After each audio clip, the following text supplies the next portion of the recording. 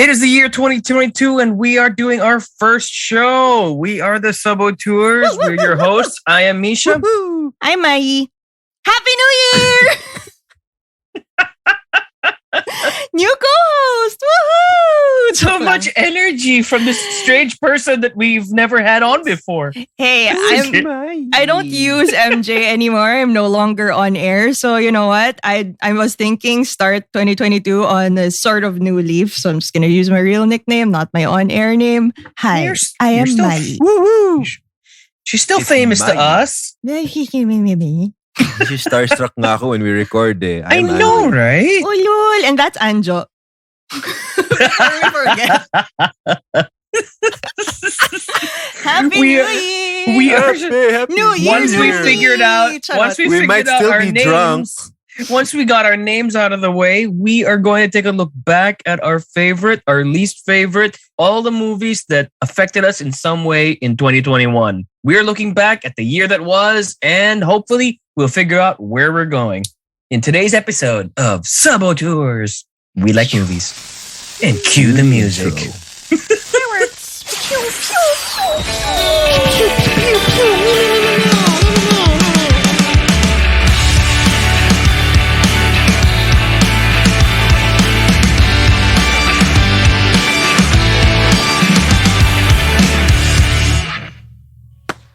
And we're back. Okay, so it is now 2022. Where the hell did the time go? Out the door. You know how 2020 and 2021 just felt like they melded together in some way? Thing. It's like, it's just a repeat basically. So it's like, maybe a little better than 2020, you know? Well, even if we were all in lockdown, we were all doing our little quarantines and whatnot at various times. I think that it was not an entirely awful year for movies. I think it's safe to say, surprisingly. There weren't as many theatrical releases, but there was a lot of stuff on streaming, whether it was features, whether it was animation, whether it was long form dramas. There was a lot of content that we took in last year. So let's just dive into it. What kept you guys sane? What were your standouts? Might not be the greatest movie or one of the best movies, but it's a win for creatives because we got to see the actual Zack Snyder Justice League. So that kind of, oh my God, we're starting with that.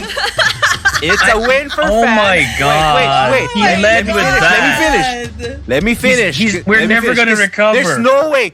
There's no way we're going to go down from here. So we'll start with this because it's a win for fans, one, and it's a win for the creative community. This is a family show. We're not going down. You like going down, so. Okay. So that went from 0 to 100 really fast. Oh, I know. Yeah, let's just cut that out. I'm sorry. No, let's keep it. Oh, no, we're keeping it. We're keeping it. Okay. Misha's such a hoe.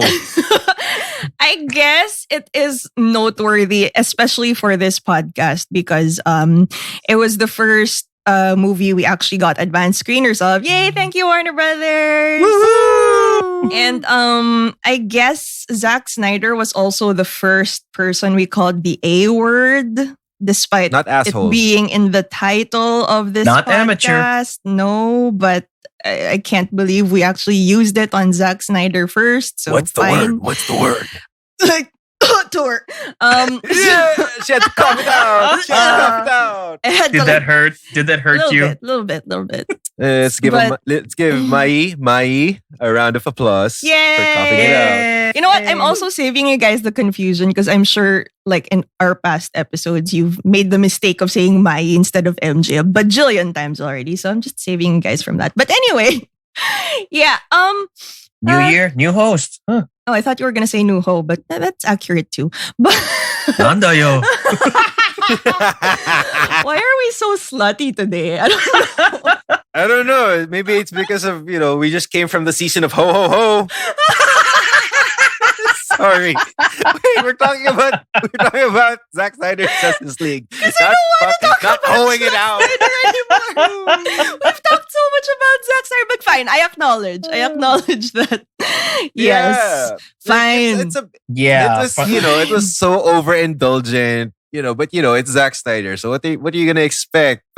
It's really mostly a win for fans. Who've been begging, who've been screaming at Warner Brothers to release the fabled Zack Snyder cut. It's also a win for creatives because the creative community won against a big company. So that's why this movie stood out to me the most.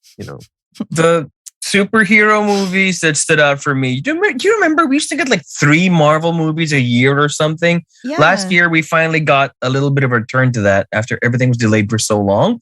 Last year we had Black Widow, we had the Eternals, we had Shang-Chi. Yes. And I honestly had a lot of fun with Black Widow and Shang-Chi. Yes. I agree. Yeah. Especially Shang-Chi. I guess they really weren't as, I don't know if it's maybe us not seeing them on the big screen, so the effect isn't really the same. They weren't like phenomenal. They weren't great. No, they were great in a way, but nothing epic, honestly, for me. But I was just happy to see Marvel again. I think they kind of needed to scale it back a little bit after all the craziness and the universe ending of Endgame and I think Infinity War a bit more. Opening in a few days here in the Philippines is No Way Home. Apparently, that one brings back the whole multi-universal, big galaxy stakes that we got used to, that we were spoiled by in the last couple of Avengers movies. Actually, that's the right term for it. We were spoiled by all the action and all the eventful events. It's our first show of the year. We're getting our groove back, ladies and gentlemen. Some people might still be drunk or hungover or whatever. But but I honestly think that Marvel had more standouts in the TV series with Loki and Captain Winter Soldier. More recently, Hawkeye. Yeah. Hawkeye. I love Hawkeye. Oh my goodness. That movie, that show stood out to me. Really. So I think in terms of superheroes and WandaVision, so they really focused on those first. I feel like more energy was put into the TV series, which is why they scaled back a little on the movies. The movies, the big releases. That's an interesting take. Something I think that's interesting is that you can tell that they're trying to thread the line, to walk the line of making shows that you can watch without necessarily knowing everything in the movies, and vice versa.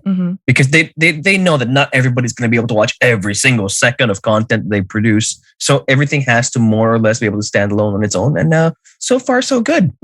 Speaking about, talking about superheroes, okay, we saw Wonder Woman 84 last year. And we all knew that was shit. You can listen to our episode about Wonder Woman 84. Oh my God. We had fun recording that episode because we were recording together. Yeah.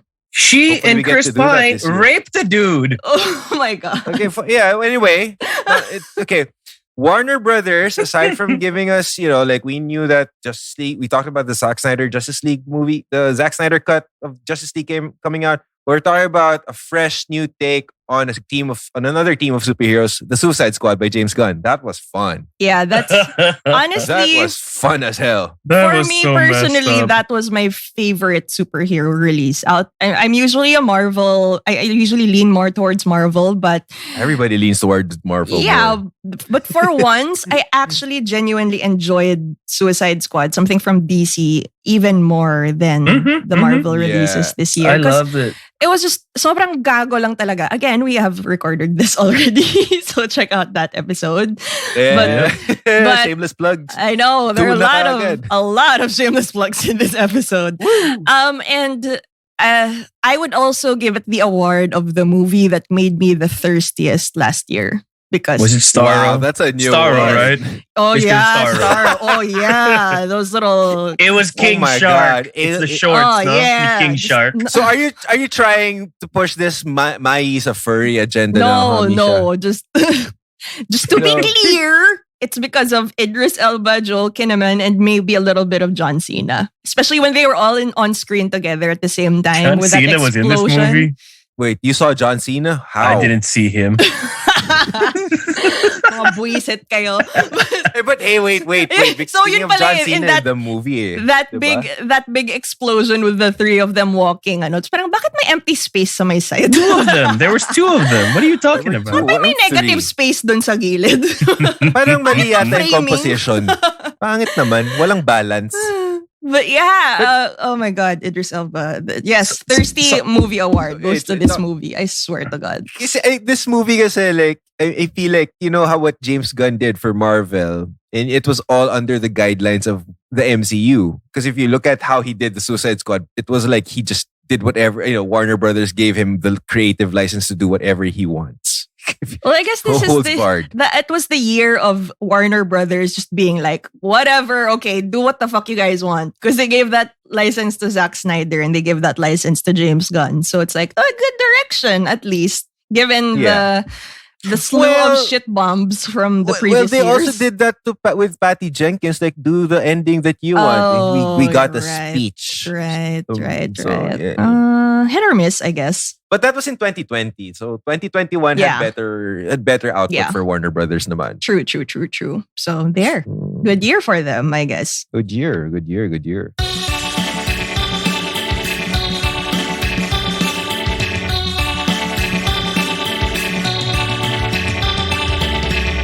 I liked Suicide Squad because it was pretty much like, watching a live action R-rated cartoon, and it really worked on that level.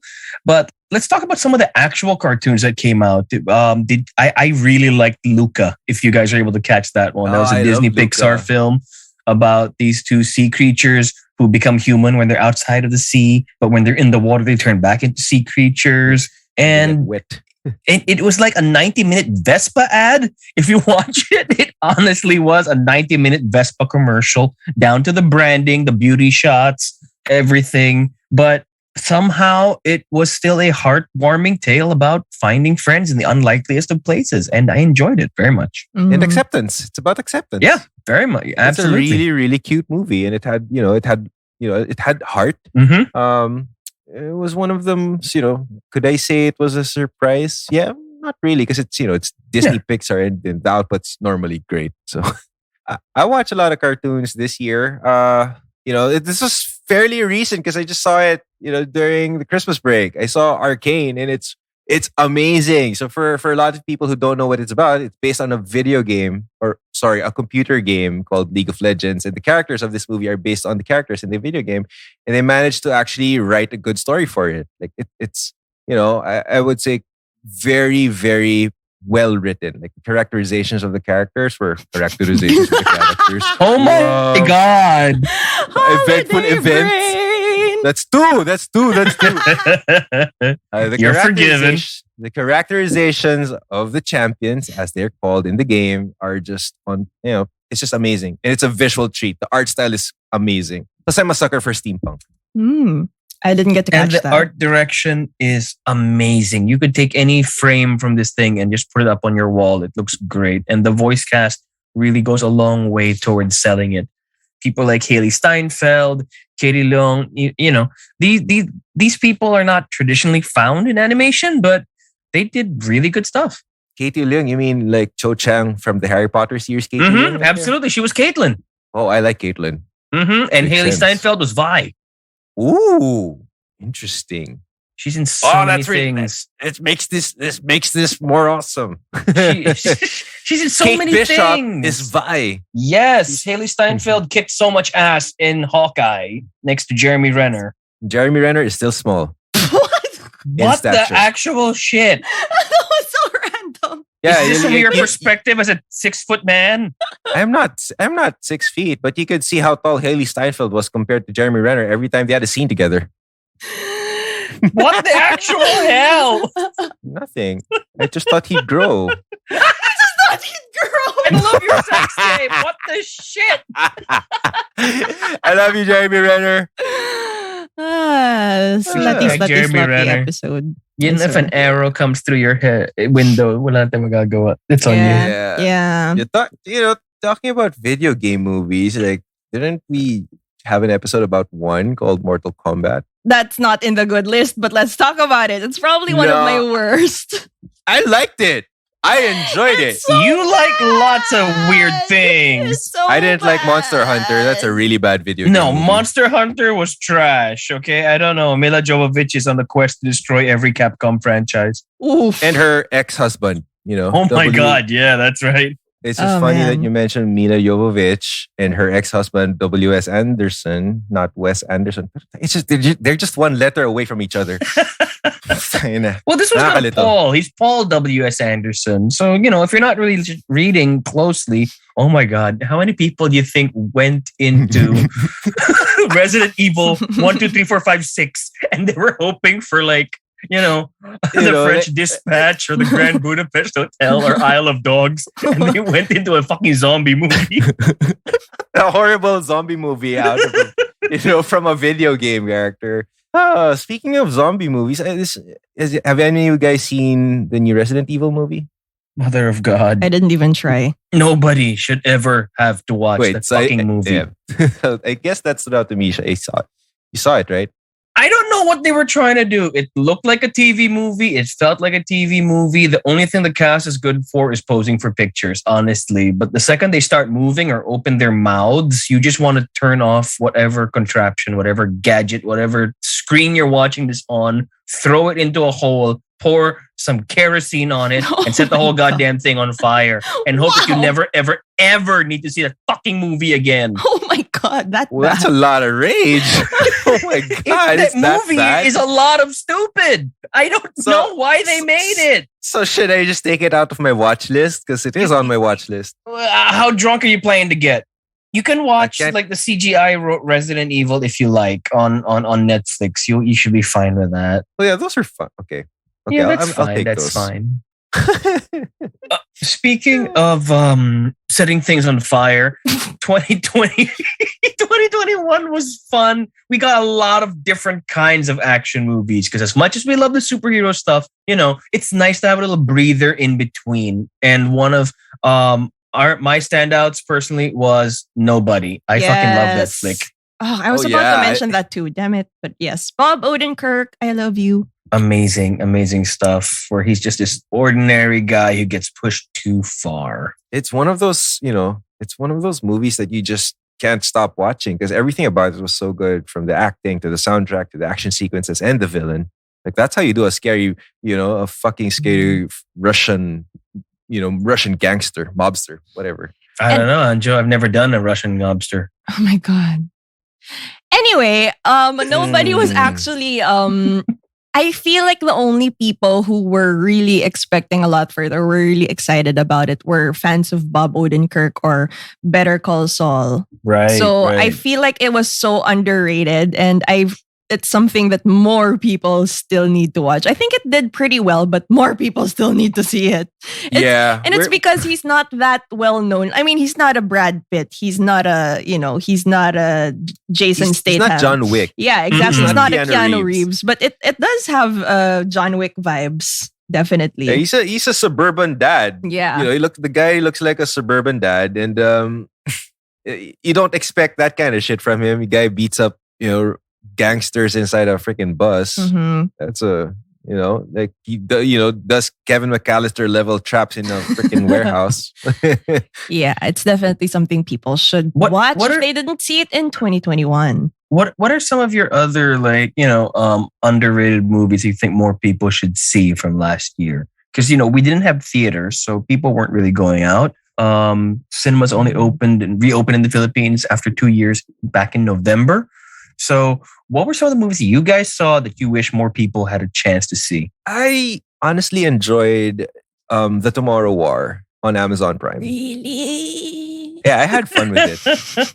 I had fun with it because, yeah, because it's I want to hear this. No, because it's senseless. And I half the time after work, I just want to watch something brainless. And it was the best medicine that I had. That's not exactly a compliment for the movie. No, it's not. I said, yeah, but it doesn't mean that, you can't enjoy it.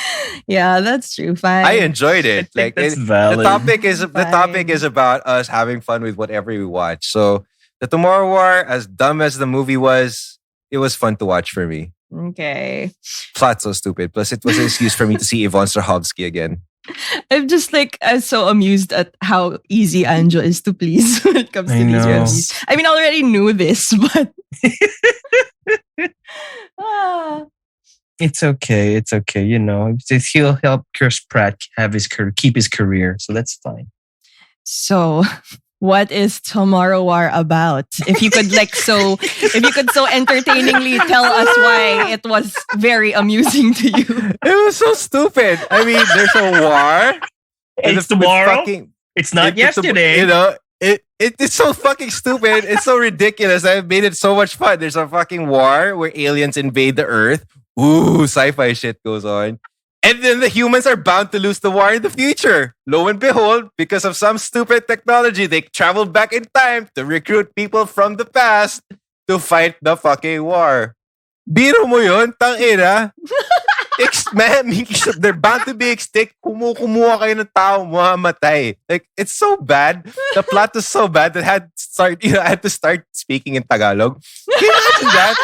The plot is so bad that you had to have people from the future recruit people from the past to try and win the war in the future. You are not convincing anybody to watch this movie, my friend. Watch it. It's fucking fun. Got aliens and explosions and, brut and boom booms.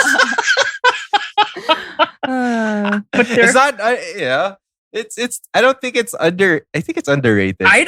Okay, fine. If that's underrated, wait, is it underrated or just something that you need to kill your brain at the end of the day?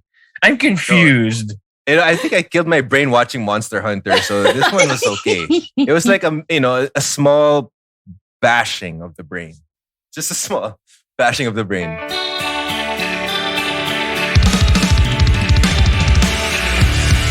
You know what really killed my brain on Netflix that last year was fucking Red Notice. Like, what the actual hell? Oh my god! It was fun. It has a special mention for a thirsty movie. But besides Gal Gadot, besides Ryan Reynolds, besides The Rock, it's just okay lang. That's the movie where The Rock is an FBI agent and Gal Gadot and Ryan Reynolds are art thieves. And hilarity ensues, or so we're told. Because I don't think I laughed once. In this movie. I don't think I laughed once. I laughed at the bad green screen.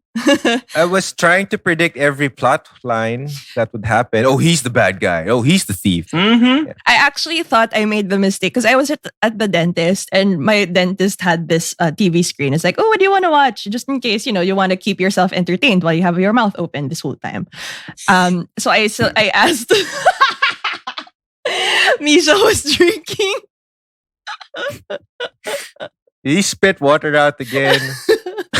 He's on mute and he's cussing out so much. We can still hear your raw recording. Yeah, Misha. Yes, yeah. What you do with your mouth is your business. Fucking A. Title of your sex tape. Don't do that while I'm drinking. Do not do that. Title of your sex tape. No, you were drinking. Anyway, so my nose hurts. God damn.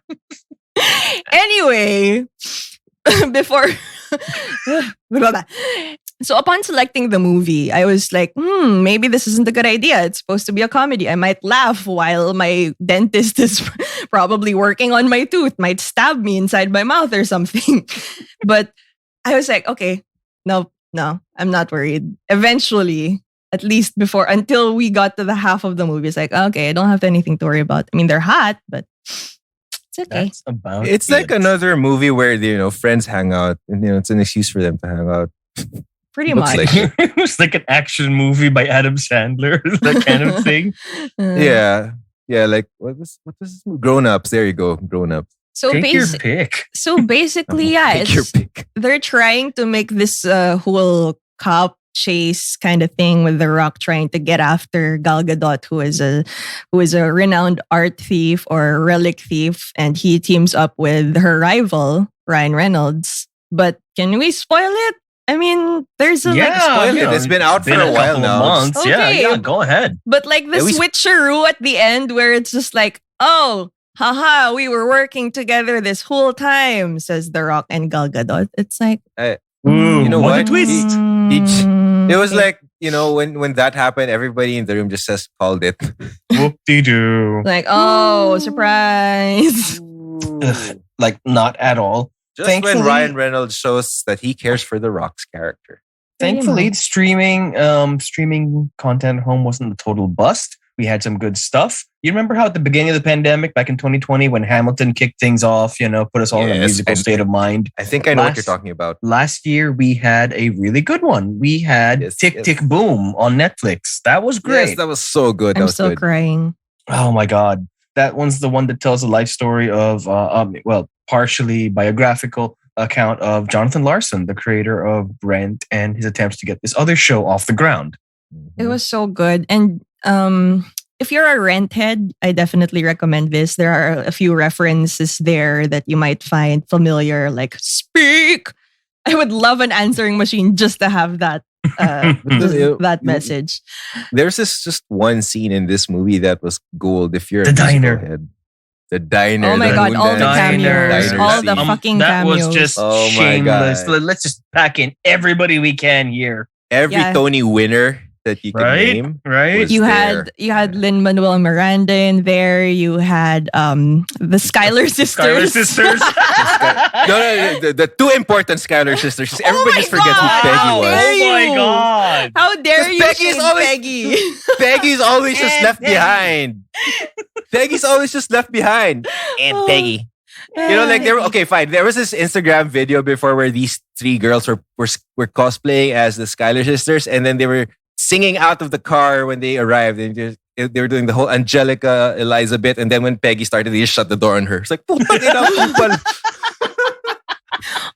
is Peggy like the Michelle of Destiny's Child? Yes, she is. She is the Peggy. Michelle of the Schuyler sisters. What the actual? But yeah, lots of amazing cameos. Lots of amazing cameos in that sequence. And like I mentioned earlier, if you're a Rent head, you will find Adam Pascal there. That was so cool. as a random homeless just outside, person. Just hanging out. And ang daming cameos ni Adam Pascal, to be fair. True to his Rent character, who is really poor and struggling to pay rent. Here, he didn't have character development. So apparently, his character in Rent became worse. Because he got older and he's homeless now, apparently. So sad.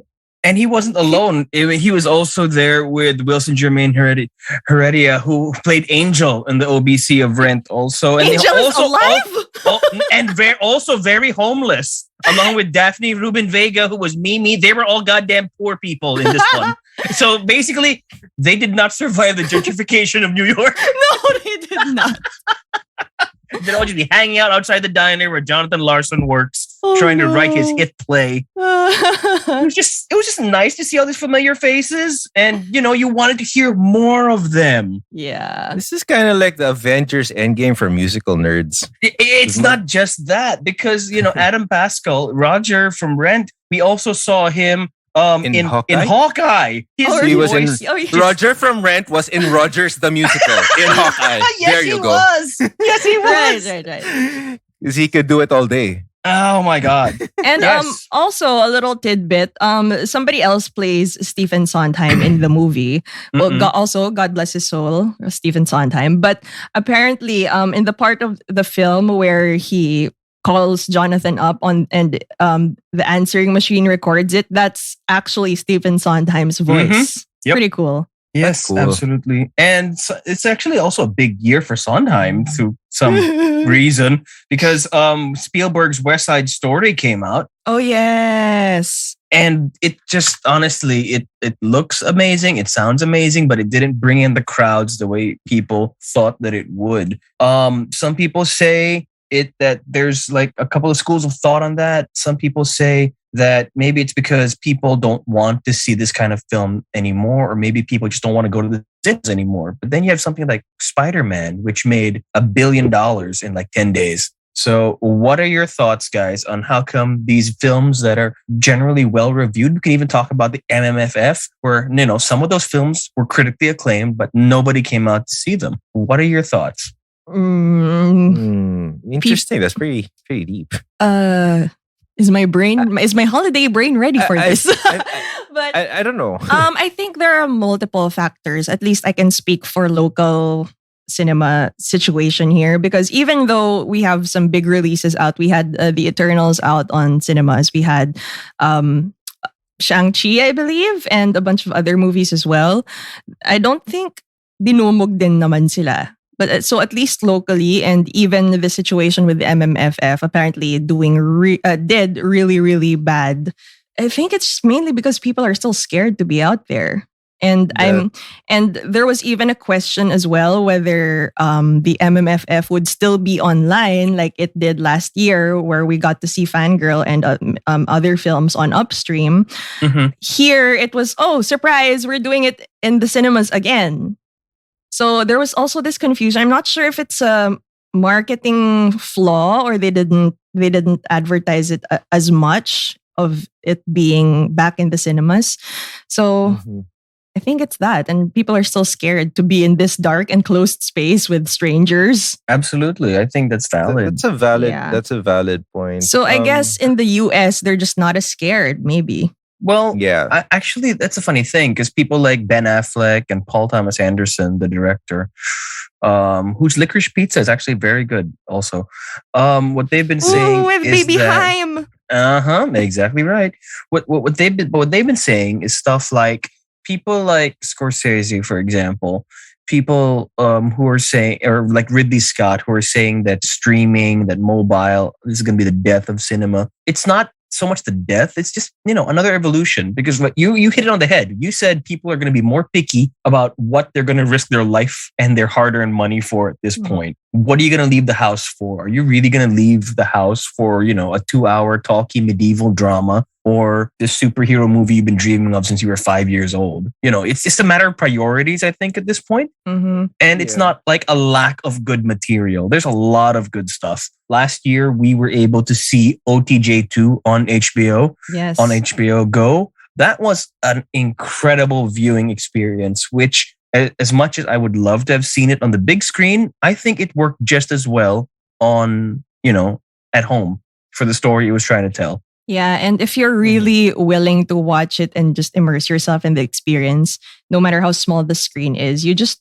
try to get into it as much as you can, because that's your only option. I think also more than anything, because it's hard to compare those, because Spider-Man is a franchise already, and and West Side Story isn't really, because there's no shortage of good musicals out there. And good movies, but then those don't really do as well as these things. But I think it's also one of the reasons why Scorsese doesn't really like superhero movies. There's a lot of old school directors. Yeah, it's not just stuff like West Side Story. You also have stuff like The Last Duel from Ridley Scott, with the drama with Ben Affleck and Jodie Comer, Matt Damon, and Adam Driver. These are award-winning actors. They know what they're doing, but the people have to be more picky at this point. Mm-hmm. Yeah, because it's a question of, do you actually want to watch something thought-provoking in public on the big screen, risking your health and safety, as opposed to just spending 2 hours having fun watching what you want. So there really is that sense of, you have to weigh your risks, or you have to weigh your options and see where you're more willing to take risks for, what you're more willing to take risks for. Sure. And it's just like the factors that we used to have when we would actually go out in the cinema pre-pandemic. Is it expensive? Because I do assume the tickets are still kind of expensive these days. So, there's just that added factor of your safety. So it's not just the ticket price. It's not just the parking. It's not just the time and the convenience. Travel. And it's not even the food. Well, you take out the food factor because you can't eat. So you can't eat in the cinema. Oh my God. So sad. You can't do that. But yeah, just this added factor of your health to consider. I wouldn't take it against people, but it really is their decision on what they would want to risk Agreed. their life for. Absolutely. Yeah, it just really sucks that we can't enjoy movies the way we used to back then. That is true. Like, I won't judge if they choose to watch something critically acclaimed or some big superhero movie, because if that's what they want, then that's what they want. And I guess some directors may be some pretty salty about it. Maybe it's not their movies. Mm-hmm. Maybe it's not the highfalutin ones, but something that I also learned from sort of apprenticing in the local film industry too back then. Mm-hmm. People were complaining about, why are these certain movies, maybe the shitty comedies with like these certain actors, who I'm not gonna name anymore, why are they doing so much better than these critically acclaimed, thought-provoking ones?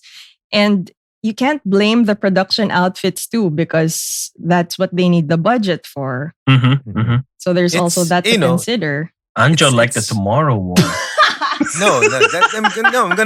I'm gonna get to that point because it's on streaming. It's free. I didn't have you to spend anything.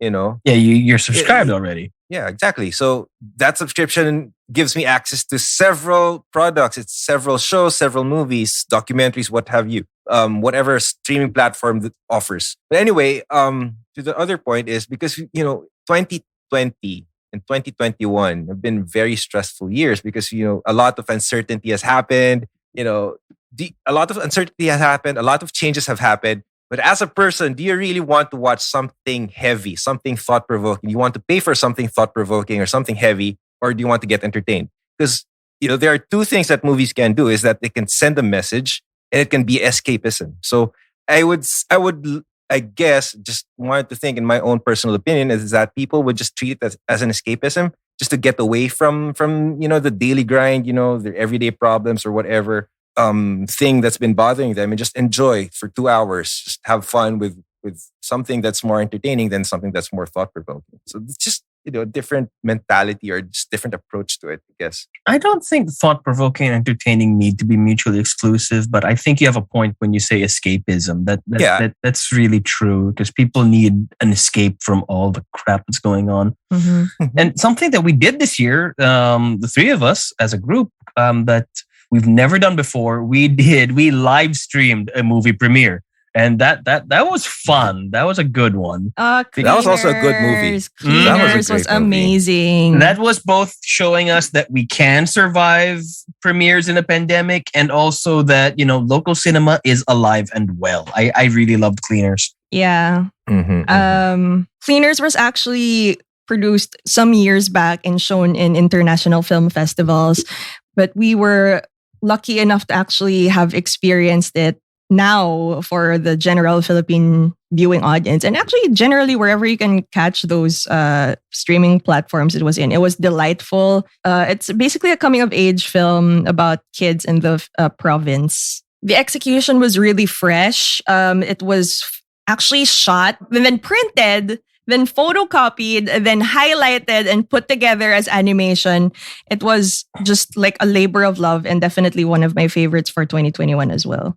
Insane, absolutely insane. The amount of work that went into this, just hand coloring the individual frames to make something that we'd never seen before. It was a labor of love. I mean, you can honestly tell that they took the time, and they obviously loved the idea of presenting it so differently and so uniquely. Mm-hmm. Yeah, I love the fact that we were able to do a Q&A with the filmmakers about it. And I appreciated the invite to that screening. Yeah, and I think it would probably be my favorite local film of last year. Of 2021. Yep. Same here. I also enjoyed the fact that it was so nostalgic because of all the songs they used. Right. Because it was a coming of age movie talking about, these kids' lives in high school. They're not quite adults yet, and all the crazy stuff that happens to them. And then just to have the execution basically be, 90 minutes of, it was like watching an OK Go video. Honestly. Oh, okay. It was like a 90-minute OK Go music video, and I was all for it. Mm-hmm. And speaking of coming of age of some sort, I think I kind of want to get to another one. Pahabol siya at the end of the year. It was also amazingly executed. Last Night in Soho. Jesus Christ. Yes. Oh my God. Goodness, the technicals are also amazing. Yes, that was good shit from Edgar Wright, director of Shaun of the Dead and Hot Fuzz and Baby Driver. He really brought his A game as far as I'm concerned. And it was different because this one was not a funny movie. No, it wasn't. Actually, it was so heavy.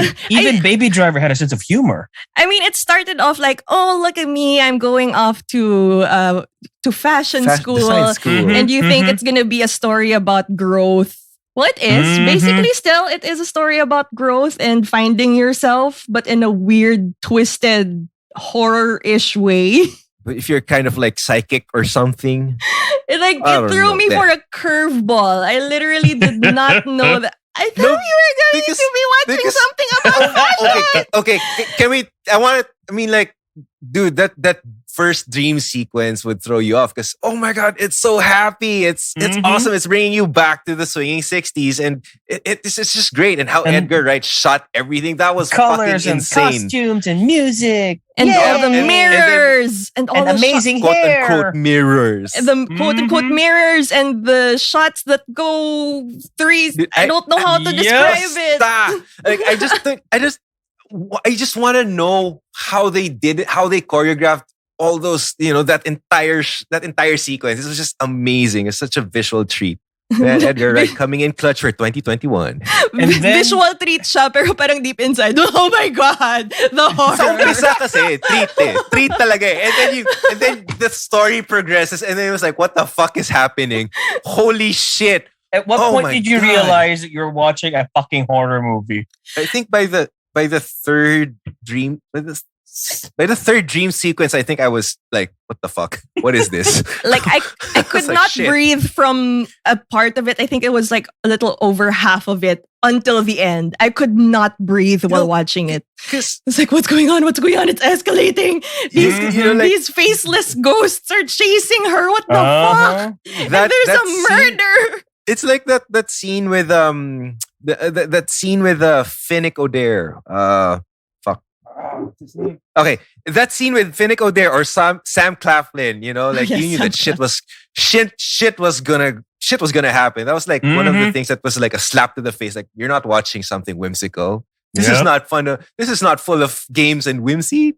Yep. This is a fucking psychological thriller. And Matt Smith, who is just so fucking charming, and Doctor Who is so goddamn evil in this movie. So scary. Well, he was kind of charming at first. To suck her in.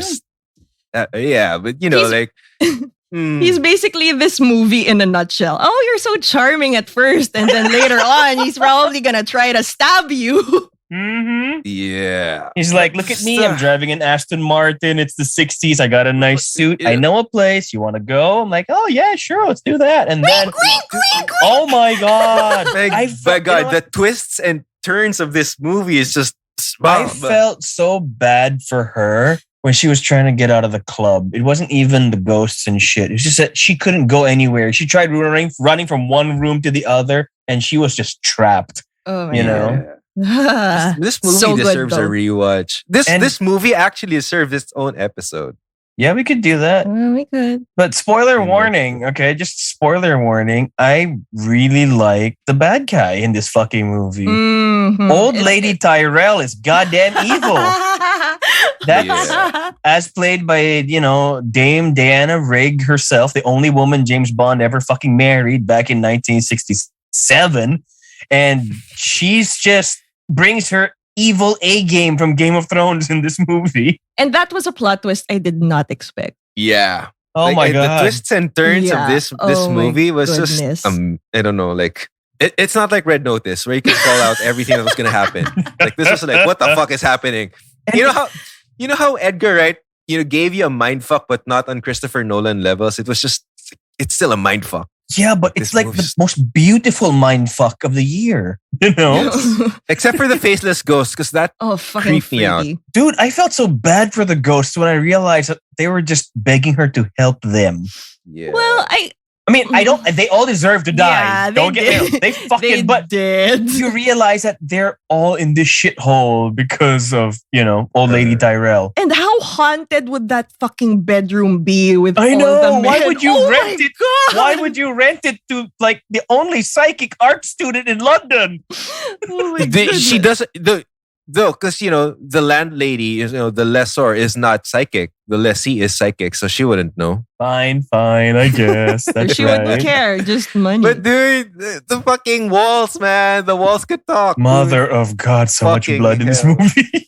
And that's probably also why I enjoyed it. The cast is amazing, except for the love interest. He was the weakest. Yeah, he was kind of a member. cartoon character, wasn't he? I felt I just sorry didn't for like him. the way he but, was. It was like every time he spoke, it was like he was trying to force out. I'm excited to be here. You're right. He is a cartoon character. Every time he would recite his lines, it's like, why don't I feel any authenticity from your lines at all? I don't know. He's excited. At first I thought this would be some kind of drama about, fitting in at art school and whatever with the mean girls and shit. But no. It took a turn. It really took a turn. It took a turn and hit you in the head while you turned. Yep, that's a perfect way to describe it. Like Mai was correct. Like, you would think it's a story about coming of age, but no. Well, kind of like coming of age in itself, but oh my goodness, in the most fucked up way.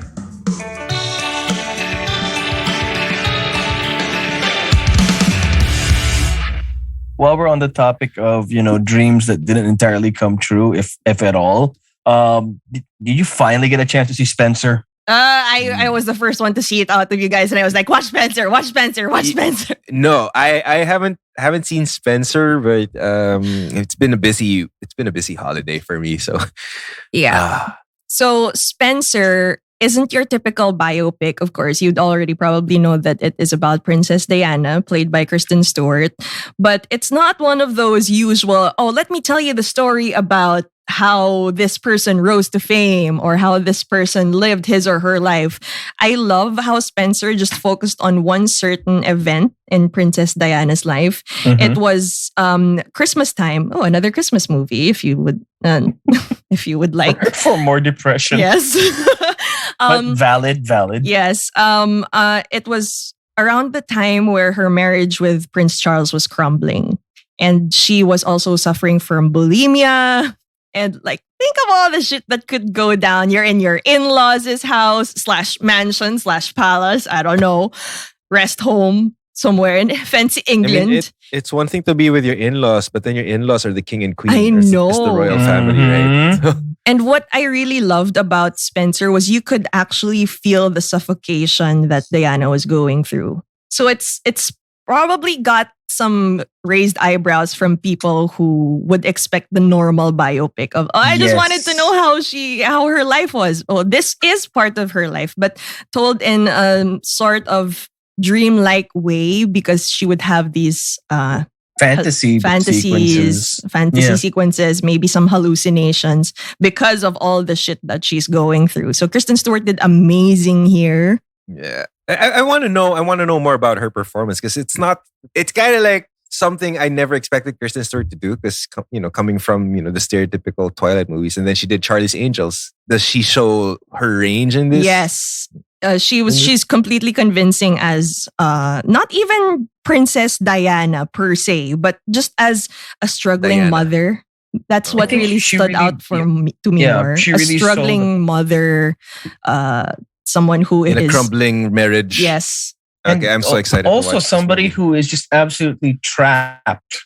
Same as in Last Night in Soho. In this case, she's trapped by something that on the exterior is all civilized and dignity and classy and all that, but on the inside they're just as messed up as any other family. I mean, and the fantasy stuff, I'm okay. I was okay with it. A lot of people, what you said, were expecting a traditional biopic, and some people were actually turned off by the fact that there were fantasy sequences that it had to be explained to them that no, it's not a straight up retelling. It's talking about her psychological state of mind. It's talking about her. It's a movie about mental health, basically. And you have to have some suspension of disbelief. The mere fact that Wormtail is looking after her. I mean, honestly. Wormtail.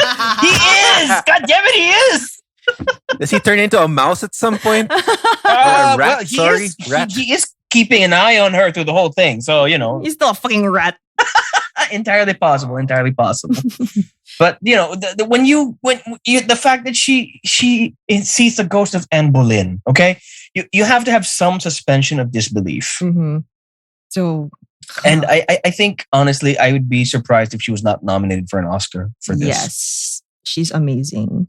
I'm excited. We all know how much we love Kristen Stewart already, but this just is the cherry on top. Really good stuff. Oh. Since we're talking Oscars, I feel that this person will not be ignored in the upcoming Oscars. Of course, Wes Anderson, not Paul W.S. Anderson, like we mentioned earlier. The actual Wes Anderson. Monster Hunter could get nominated for something. Fuck you, Razzie. Yeah, Razzie. There you go. So yeah. Okay. I have my movies I want to watch that still the bad movies that I watch that still entertain me, and this fails in that category. That's how bad Monster Hunter was. Yeah, but now I want to talk about Friends. Friends. The Friends. Sorry. The French Dispatch. There you go. By Wes Anderson. It's what you would expect from a Wes Anderson. It's so wonderfully shot. The production design and the how symmetrical all the shots are with the star-studded cast. Of course, you got Bill Murray, we've got Owen Wilson, Willem Dafoe, Saoirse Ronan, Frances McDormand, Timothée Chalamet. Oh my goodness. You have half the cast of the last 3 James Bond movies. You have Léa Seydoux, you have Christoph Waltz, you got the Jeffrey Wright who plays Felix, the dead guy, and also the Watcher in What If on Marvel. You have the bad guy from Quantum of Solace there. I'm like, what is going on? So much star power, but it just delivered. It's basically the story about this publication, the French Dispatch, basically, and how the different sections or how they're handled by the different writers. Yes, exactly. And they each tell a story of their own. And it was just so cute. Yes. This movie is cute, adorable. It's just the right word for it. It's so cute. Not just visually, but it does tug at your heartstrings. It's Wes Anderson. He's one of those directors who never lost his style and never lost the quality in storytelling. Not unlike other directors we've seen who maintain the same style, but the quality of their stories have faltered over the years. Yeah, and it's also something. It's also kind of interesting how it's not as whimsical as Grand Hotel Budapest. Honestly, it's not as whimsical as that. It looks amazing still, exactly what Mai said, but this one has a bit more of a cynical edge to it. A little bit, yeah, because you open with the dude dying. And everything essentially is a flashback. And it's interesting to see the portions that he chooses to depict in black and white and the portions that he chooses to depict in color, and how each segment is defined by the person who's writing that story. So it's interesting. It's like essentially it's an anthology, honestly. Yep. So that in how it all comes together. Yeah, so definitely watch that too. And I'm so excited to see how it does in the upcoming Oscars, and also Spencer. Speaking of more, directors, great directors. I want to talk about Denis Villeneuve. Oh yeah, dude. Denis Villeneuve's latest movie, Dune, which is based on the book. Yeah. Slow burn, but still a great movie. I would also be surprised if that movie isn't nominated for a few awards. Yeah. Yes. That movie was well made. It's so surprising for me because I'm rephrasing this. Having attempted to watch and ultimately failing to finish the 1984. No one should ever watch the 84 version. Okay, unless you want to see Sting in a metal, No. steel steel trunks. What do you call those? Steel trunks? Steel underpants? I don't know. How to describe Everybody should only watch that one scene and then not watch anything else. But watch this new one because it's gorgeous. It is. Alright. Oh, Timothy Chalamet is also in the freaking French Dispatch. Like, what the actual hell? Yes. Yeah. He was That's what I boning remember Frances McDormand. Yes, he was. I did not expect that. Yeah. Whew. Well, at least he's gonna have Zendaya and the Dune franchise. Somebody younger. And I want to cut that out. Yeah, okay. And blue-eyed. So all in all, 2021 was an interesting year for movies, and being at home did not stop us from enjoying great stories, great characters, amazing visuals. If there was a movie that you would want to sum up your year, what would it be, you guys? Oh, God. I mean, what movie would you say 2021 was what are you going to remember from 2021? I feel like it's gonna be this, not really a curveball, but I was, how people were super hopeful that 2021 would be better than 2020. So it's a toss up between Last Night in Soho and maybe Red Notice. Because you would think it's gonna be awesome. And then later on it's still horrific. But at the same time, it can also be Red Notice because this shit again. Well, I can see where it's going. But when you said Last Night in Soho, I was like, what? That movie's so fucked up. Well, so was 2021. Yep. Well, yep, that's true. But I had a baby in 2021, so good for you. Okay, there's fine. I haven't seen a movie that it's happy in that sense. But I guess I can't, because the movies I've seen in 2021 are mostly mostly cynical and dark. If not the superhero movies. Maybe Luca would have been just because it's a family-oriented movie. That works. Aww. So that works, I guess. I'm gonna go with He's All That. Oh my God! We didn't even talk. It's something y'all got high hopes for. Exactly what it's exactly what Maya said. You go in with the best of intentions, and then it fucks you every which way it can, leaving you wondering why you even bothered.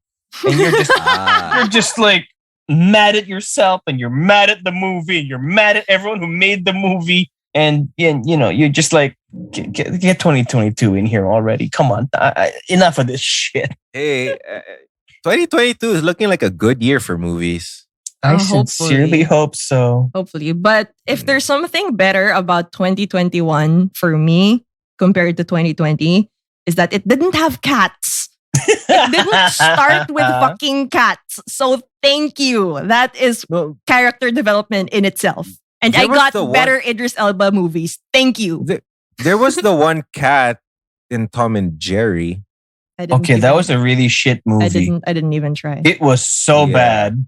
Yeah. Tom and Jerry live action and Chloe Grace Moretz chasing cartoon animals. It was just really, really bad. I think Misha had to write a review about it. Yeah. So I asked him, is it worth it? No. I remember Tom and Jerry just because some people made a mistake, because when the Zack Snyder cut of Justice League came out instead of Tom and Jerry. So it was a week earlier. And there was a leak in the States. I remember the news. That's why I remember Tom and Jerry all of a sudden. Was it worth seeing in the leak? Or maybe people were just like, oh, this is how it is. I'm not watching it on the cinema. So bad. So bad. Happy New Year, everybody. Here we go. Let us know what your favorite movies of 2021 were. What were your most memorable? What were the worst films? We really want to know. Follow us on Instagram, sub_auteurs, and also on our Facebook group, Sub-Auteurs. We like movies. Let us know what you guys are walking away from 2021 with and what we should be looking forward to in 2022. Thank you, everyone. And why Anjo chose a Twice song to sing us out, I don't know, but I love it. I also do not know. I'm not even going to try and understand that. I'm not going to touch that. Thank you, everyone. Twice is annoying. This has been an episode of Sub-Auteurs. We are your hosts. I'm Misha. I'm Anjo. And I'm Mai! Happy New Year! Woohoo! Happy New Year! Pew, pew, pew. Explosions in the sky.